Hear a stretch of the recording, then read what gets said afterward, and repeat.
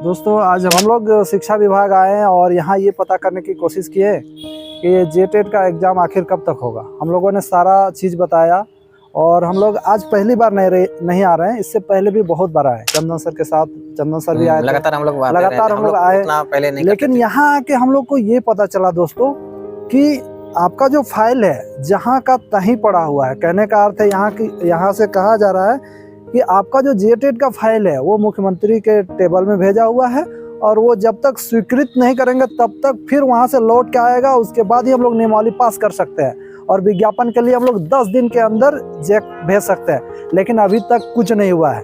इससे स्पष्ट होता है कि झारखंड सरकार जेटेट नहीं करवानी चाहती है, क्योंकि झारखंड सरकार जानती है कि अगर वो जेटेट ले लेगी, क्योंकि आप जेटेट पास हो जाएंगे तो आप बहाली की मांग करने लगेंगे और झारखंड सरकार चाहती है कि बहाली जब तक जेटेट नहीं लेंगे तब तक हम बहाली निकालेंगे नहीं। तो सिंपल सा बात है कि आप लोगों को ठगा जा रहा है। बहाली निकालेगी लेकिन 2030 में।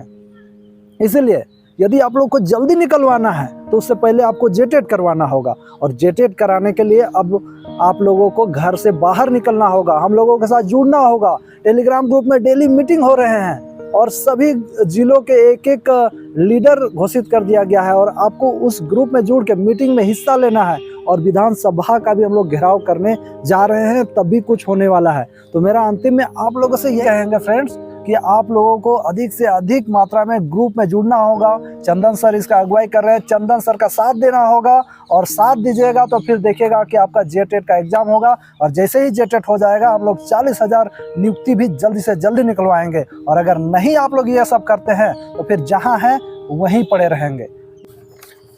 जिस प्रकार से हरीश सर ने बात रखे, मैं बतलाना चाहता हूं कि जेटेट परीक्षा का आयोजन करने को लेकर मैं लगातार लगभग 6-7 साल से लगातार प्रयासरत था और इस बार जो है मैं पुरजोर तरीके से दिन रात करके मेहनत कर रहा हूं और उस मेहनत को आप लोग देख पाते होंगे, विभिन्न चैनलों के माध्यम से देख पाते होंगे और मीटिंग के माध्यम से देख पाते होंगे या सदन में बात उठ रही है तो उसके माध्यम से देख पाते होंगे। आज शिक्षा विभाग में हम लोग आए थे, शिक्षा निदेशक और शिक्षा सचिव से मिलकर अपने बातों को, दर्द को अपने बयां किया, लेकिन चीजें वहीं के वहीं है, पड़ी हुई है जहां पर हम लोगों ने पिछले बार भी आपको चैनलों के माध्यम से, न्यूज चैनलों के माध्यम से, मीटिंग के माध्यम से जो आपको बात बताया था कि माननीय मुख्यमंत्री जी के पास फाइल अभी भी लटकी हुई है, माननीय मुख्यमंत्री जी उसकी स्वीकृति नहीं दिए हैं और माननीय मुख्यमंत्री जी स्वीकृति नहीं दे रहे हैं। इसके पीछे बहुत सारा साजिश है कि झारखंड के लोगों के, गरीब गुरबा के बच्चों को जो लाखों करोड़ों रुपया खर्च कर देते हैं पढ़ने में, प्रशिक्षण प्राप्त करने में, आज उसको पास मौका अवसर नहीं दिए जा रहे हैं। बिना अवसर को उम्र सीमा खत्म होने वाले हैं। आप देखेंगे कि जिस प्रकार से विभिन्न विधायकों और मंत्रियों के द्वारा जेपीएससी की परीक्षा का उम्र सीमा को न्यूनतम गणना करने के लिए किस प्रकार से सदन में बात उठाई और माननीय मुख्यमंत्री जी ने प्रमुखता के साथ सदन में उठकर उनका जवाब दिए और उनको उम्र सीमा की गणना 1 अगस्त 2022 करना पड़ा। तो सोचिए कि हमारे में क्या कमी है। हमारे में कमी है कि आप लोग निकलना नहीं चाहते हैं। आप लोग सोचे कि प्रशिक्षण प्राप्त कर लिए, बीएड डीएलएड कर लिए हैं, 5,000 10,000 20,000 का स्कूल में पढ़ा रहे हैं, तो हमको लगता है कि बहुत बड़ा तिस्मार खान बन गए हैं। या बेरोजगारी का दर्द देकर आप कुंठित महसूस कर रहे हैं और आप रोड में नहीं आ रहे हैं, तो आप कब आइएगा बताइए। आपके लिए हम हमेशा लगातार जो है आंदोलन पर आंदोलन, मीटिंग पर मीटिंग, हम भूखे प्यासे भी सोचे कि हम खाना भी नहीं खाएं और बिना खाना खाए सोचे कि आपके कामों के लिए मैं सोचे कि टाइपिंग करा के यहाँ पर आके लाइन लगना पड़ता है। लाइन लगने के बाद, मिलने के बाद फिर अपने दर्द को बयां को करते हैं और आप लोग अभी भी नहीं चाहते हैं कि क्या होगा नहीं होगा। बहुत लोग तो है कि सोचिए कि 5 लाख अभ्यर्थी बीएड और डीएलएड किए हैं, लेकिन आप कितना जागरूक हैं, ये आपकी जागरूकता जो है, कितने अवेयरनेस है, कितने एक्टिव है, ये चीज आपको हमको ग्रुप के मीटिंग में दिखता है, टेलीग्राम के मीटिंग में दिखता है, आपके व्हाट्सएप के ग्रुप में मीटिंग में दिखता है कि लोग, आप लोग कितने जो है सोचिए कि सोए हुए हैं और इस सोए हुए सरकार को आप कैसे जगाइएगा। अकेला आदमी हम जगा नहीं सकते हैं, हरीश सर अकेले जगा नहीं सकते हैं। हमारे बहुत सारे ऐसे शैक्षणिक यूट्यूब चैनल वाले हैं, वो भी लगातार प्रयासरत हैं। बाकी बहुत सारे प्रतिनिधित्व जो कर रहे हैं वो भी हमारे लिए एक्टिव हैं, लेकिन फिर भी आपके एग्जाम से नहीं हो पा रही है क्योंकि इसमें कमी आपकी है कि एकजुटता नहीं है। जब हम आंदोलन की घोषणा करते हैं, जब ट्विटर कैंपेन का करते हैं, तो आप लोग एकजुटता नहीं दिखाते हैं। आज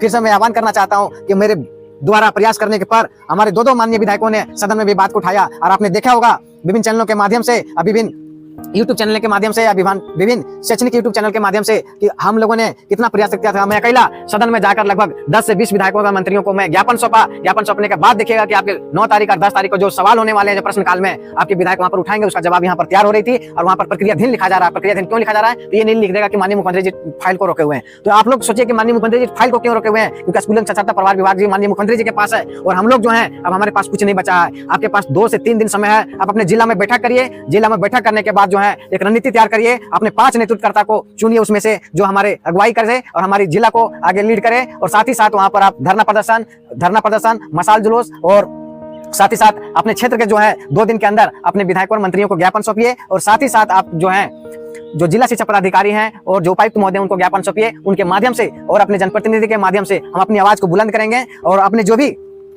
मीडिया है, प्रिंट मीडिया है, डिजिटल मीडिया, उसमें अपनी बातों को, दर्द को दिखाइए। और साथ ही हम लोग जो है लगातार प्रयासरत हैं। हम फिर से सदन में 9 तारीख को जाऊंगा और मैं प्रयास करूंगा कि माननीय विधायकों और मंत्रियों के द्वारा उस पर प्रेशर बनाऊंगा, दबाव बनाऊंगा कि वो हमारी बातों को उठाएं, क्योंकि हमारी पीड़ा एक दिन का नहीं है, एक साल के नहीं है, ये 9 साल से ऊपर हो गया। 9 साल आदमी का सोचिए कि जो हमारे साथ में बीएड कर रहे होंगे, अगर उनकी उम्र 35 साल उस समय होगा, आज वो 46 साल 47 साल हो जाएंगे। अब सोचिए कि वो परीक्षा फॉर्म भरने से वंचित हो जाएंगे। तो क्या इसीलिए बीएड और डीएलएड किए थे लोग? गरीब से गुरबा बच्चे जो होते हैं 1.5 लाख 2 लाख देकर प्रशिक्षण प्राप्त करते हैं, लगातार मेहनत करते हैं, और मेहनत करके आपने ये सोचकर बीएड डीएलएड किया था कि हम एक शिक्षक बनेंगे, वो शिक्षक बनेंगे तो हम किसी विद्यालय में हम सेवा देंगे, और उस विद्यालय के जो होगा, मैं उस बच्चे को जो होगा मेहनत के साथ उनके कौशल विकास करेंगे, उसका सर्वांगीण विकास करेंगे, अपने कौशल के माध्यम से बच्चों को जो होगा शैक्षणिक की ओर बढ़ाएंगे। वही बच्चे जो हैं कल जाके भविष्य में अच्छे शिक्षक बनेंगे, अच्छे नेता बनेंगे, अच्छे इंजीनियर बनेंगे, अच्छे डॉक्टर बनेंगे। लेकिन सरकार क्या कर रही है? आप सोच सकते हैं कि लगभग हजारों विद्यालय में एकल शिक्षण से पढ़ाई किया जा रहा है। क्यों? कि सरकार नहीं चाहती कि यहाँ के लोग पढ़े, और हम लोग प्रशिक्षण प्राप्त करके भी सोए हुए हैं। आप लोग जो है, जो भी आप लोग को टास्क दिए जाते हैं टेलीग्राम के माध्यम से, व्हाट्सएप के ग्रुप के माध्यम से,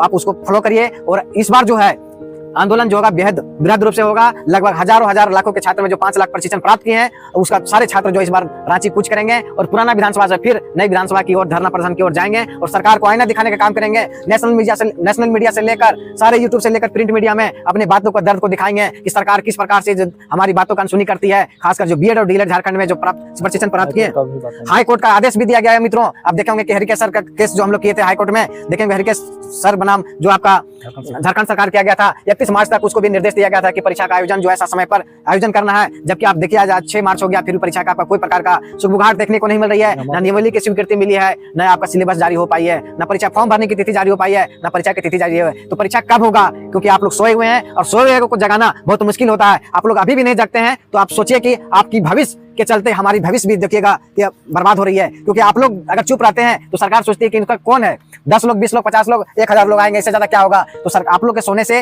लाखों लोगों के जो होते हैं नुकसान हो रही है, उस नुकसान को नहीं करिए। आपके पास एक सुंदर सा मौका मिला हुआ है। लगभग 15,000 सहायक आचार्य में जो सीट खाली हो गए हैं, और 24,999 जो सीट है, लगभग मिलाकर लगभग 40,000 सीट हो जाएगा ना सर। तो 40,000 सीट का जब वैकेंसी आएगी तो 40,000 आप शिक्षक बनेंगे। इसका शिक्षक बनिएगा, सब लोग मजा लीजिएगा, खुशी लीजिएगा। लेकिन लड़ाई लड़ने समय हम और संजय सर और हरिकेश सर लड़ रहे हैं आपके लिए, और कुछ हमारे सर लोग जो है जो लगातार हमारी मीटिंग में लगातार नेतृत्व कर रहे हैं। बाकी लोग जो है मलाई खाने के चक्कर में रहिएगा तो कभी आप शिक्षक नहीं बन पाइएगा। एक अच्छे शिक्षक के पीछे बनने के लिए आपको एक अच्छे नेतृत्वकर्ता भी बनना पड़ता है, एक अच्छे लीडर भी बनना पड़ता है। आपके पास हर गुण होना चाहिए। तो आप अपने लिए लीड करिए, अपने अधिकार के लिए करिए। मेरी लड़ाई नहीं, हम अपनी लड़ाई खुद से लड़ रहे हैं। आपकी लड़ाई भी हम अपने माध्यम से लड़ रहे हैं, लेकिन आपको भी लड़ना होगा, आपको भी जागरूक होना होगा, लोगों को जागरूक करना होगा, अपने नेतृत्व करना होगा। और हमारे चंदन सर का चैनल, अपना यूट्यूब चैनल खुल गया है, इसमें आप लोग सभी जुड़िए।